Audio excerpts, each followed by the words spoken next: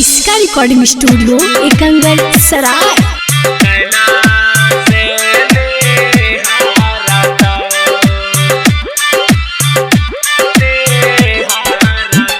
Presented by किसका films. चढ़ी के जाए मलवा के जानू पियवा मालावा डालता आगे पियवा मालावा डालता दुआरा पर खड़ा मजनुआ नैना से निहारता दुआरा पर खड़ा मजनुआ नैना से निहारता कैसे देखल जैतौगे जानू कैसे रहल जाएता आगे कैसे रहल जाएता दुआरा पर खड़ा मजनुआ नैना से निहारता दुआरा पर खड़ा मजनुआ नैना से निहारता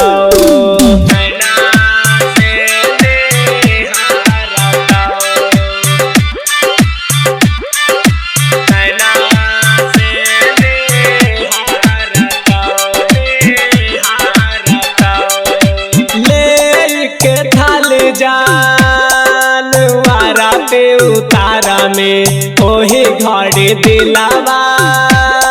से हमारा निकाला में ले के थाल जानवारा पे उतारा में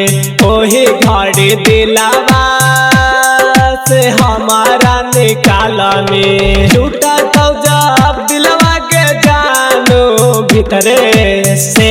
हारता आगे भीतरे से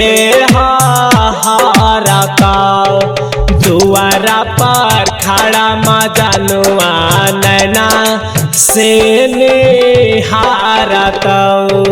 दुआरा पर खड़ा मजनुआ नैना से निहारता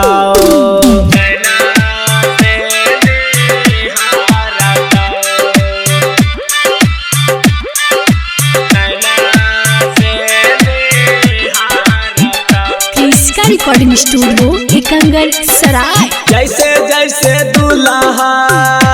तोरा दुआरा पर आईता रहला जैतौ जानो दिलावा दुखाईता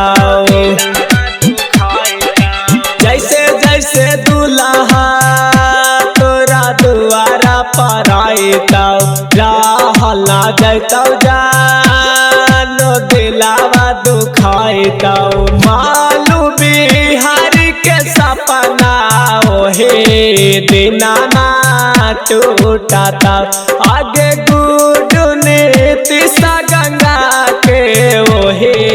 दिना ना टूटाता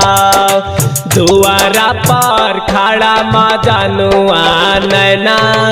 से निहारता दुआरा पर खड़ा मजनुआ नैना से निहारता। इसका रिकॉर्डिंग स्टूडियो एकंगल सराय।